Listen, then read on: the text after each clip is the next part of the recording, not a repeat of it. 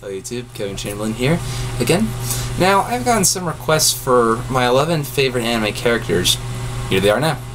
Number 11, Gohan from Dragon Ball Z. Gohan was my favorite up until after Season 6. That was Gohan's pinnacle, and sadly after that, Akira Toriyama had Chi-Chi ruin Gohan, and that still to this day bugs me. But ever since Gohan was 4, he had a great power sleeping inside him. Raditz, Nappa, Vegeta, Frieza, they've all experienced only a hint of his power. But then Cell brought out the full extent of his power. He even made Cell tremble with fear and desperation. My only other downside to him is his voice. I'm sorry, but Pamela Segal should have voiced Gohan. Her voice is Bobby Hill, fits Gohan better. Thankfully, Masako does it justice in DBZ Abridged. But a thing that occurred to me about Gohan as far as the manga goes is, I just kind of feel sorry for him, is that, other than being ruined, is that Gohan never got to interact with kids around his age up until he was 17, and I'm not counting Dende, because Dende is not human and not very childlike, if you will. What does that do to a kid who fights unbelievable enemies and then in his spare time is forced to constant studying without any interaction with kids his age? I blame Akira Toriyama and Chi-Chi for that. Number 10. Washu from Tenshin Muyo. As I said in my last video, she, Mihoshi, and Kione are the 3 girls in the show I like. With her, I like her overall design. Pink hair, green eyes, and is the smartest person in the galaxy. She's like a cross between Zordon and Alpha from Power Rangers. Quirky but intelligent. Nothing else to say, but I'll never forget the episode when she says, "Call me Little Washu." Number 9. Renji Abare from Bleach. Renji is hardcore. He's an underdog. He started out living in a district that was the lowest of the low. Then he worked his way through Soul Reaper Academy and eventually became lieutenant of Squad 6. During that time, he was mocked by students spoiled by nobility, and he said that he would make them eat their words. In the Rescue Rukia saga, it was after he was defeated by Ichigo that it helped him realize that he should help rescue Rukia, and he's definitely helpful in Bleach. And when he met Izuru and Momo in the academy, I saw little of myself in him. Number 8. Sakura Kinomoto from Cardcaptor Sakura. Sakura is a sweetheart. She has a sweet voice. Keep in mind that I'm going by the Japanese version, not the version Nelvana butchered. Sakura is really funny when her brother rips on her, and there have been times when Kiro got her pissed off. Episode 15 was the funniest as far as that goes. Number 7. Himura Kenshin from Rurouni Kenshin. It's amazing what Kenshin can do with a reverse-bladed sword. That's all I have to say about Kenshin. He's a wanderer and vows never to kill again, and is confronted by the temptation with almost every daunting villain. That's not an easy thing. I mean, one could actually kill with a reverse-bladed sword if you hit the person in the victim's temple. Number 6. Akihiro Okamura and Kai Miyagusuke from Blood Plus. I honestly couldn't decide between the two, so I put them both in the same slot. Okamura is fascinating in the sense how he goes from being just your ordinary newspaper reporter to becoming involved with Red Shield. He starts out noticing cover-ups and conspiracies, if you can call them conspiracies, in Okinawa. That leads him to Vietnam. When he returned, he thought of it as an endless crossword puzzle.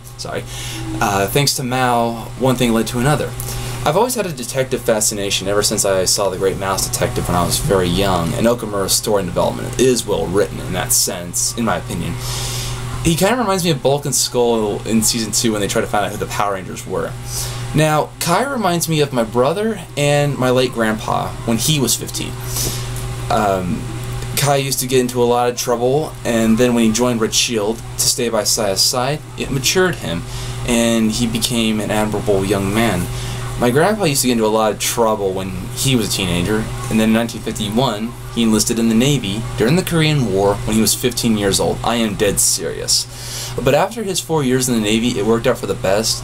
And for the record, Kai is not as useless as some people like to make him out to be. Hell, he even got shifted onto their side without even trying, and it was just that he tried to have a better understanding with them, and he really helped explore the themes of Blood Plus. Number 5. Saguru Masada from Mahoromatic. Saguru is smart, athletic, and great to his friends. Saguru is very sympathetic.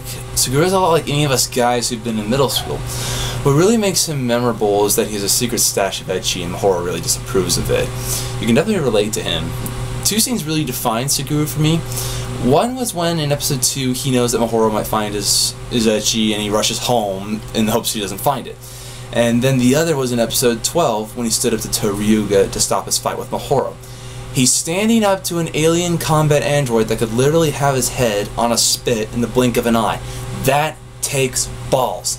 That even overshadows his standing up to the homicidal maniac back in episode 1. Hot damn, Saguru rocks. Number 4. Kiki Kidono from Kiki's Delivery Service. Kiki's Delivery Service is my favorite of all the Miyazaki films. Kiki is optimistic, while her black cat Gigi can be rather pessimistic. She learns responsibility and independence while on her own in Sweden. Now in the movie, the city and country are never named, and the time period itself is vague, but Miyazaki himself said it's mostly based on 2 Swedish cities, Stockholm and Visby, with some portions from Italy, San Francisco, Ireland, and maybe a little bit of Paris. Now that being said, I say it's set in Sweden, that and also a quarter Swedish, so you can kind of see why. And Kiki's heroism in the movie was very memorable. Also, a fun fact about Kiki from a behind-the-scenes perspective is that she was modeled off of producer Toshio Suzuki's daughter, who was 13 at the time. Number 3. Yomi Mizuhara from Azumanga Daioh. I do like girls with glasses. In Yomi's case, it makes her look sexier. I already know she's smart, what with Tomo always having to copy her notes and whatnot. And Tomo's shtick with pushing Yomi's buttons is hilarious. I do kind of feel bad that I couldn't find a spot for her in my 11 anime women list. Yomi's sort of like a sandy eagle that simmered down a few bars. Smart, classy, and cultured, but capable of having a good time at a party without being a buzzkill. I can picture Tomo and Kaori messing up something from Shakespeare or a Christmas pageant, and Yomi face-palming saying, "Is nothing sacred?" I would love to hear Yomi say that in a scene just like that. Number 2. Alphonse Elric from Fullmetal Alchemist. As I said last time, I relate a lot to Al, because I'm a younger brother and I had bright blonde hair up until middle school. Now I'm a dirty blonde. Also, like Ed and Al, my parents divorced too, though in my case it was when I was 7. Al was probably 3 or 4 when Hohenheim walked out. Not much to say more about Al that hasn't already been said, especially with Ed, but I see a lot of myself in Al. Okay, maybe not all, but you get my idea. And number 1. Now, if you've been a fan of mine since the early days, this should come as no surprise who number 1 is. It's Kyo Soma from Fruits Basket. Gohan! Kyo is a lot like me. I really do relate to him. Kyo yearns to be accepted, what with being possessed by the spirit of the cat from the Zodiac legend. You can go ahead and say, you can go ahead and call him a fool just for constantly trying to be accepted, but really that's just something everyone would do in that circumstance. Kyo's temper later on is more verbal than it was in the beginning.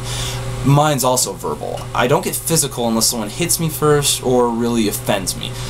I sympathize most with Kyo because, like him, I know how it feels to be rejected, I know how it feels to not have a good relationship with my dad, and I know how it feels to bear a burden that's a part of oneself for the rest of their life. I'm like 70% like Kyo, 20% like Kisa, because, like her, I too was picked on in middle school, and 10% like Momiji, because I was kind of like that when I was a kid, so... so yeah, that's what I'm mostly kind of like. So, those are my 11 anime characters. Thanks for watching. Next will be the perverts list, and then hopefully I can get to saddest anime moments. Bye-bye!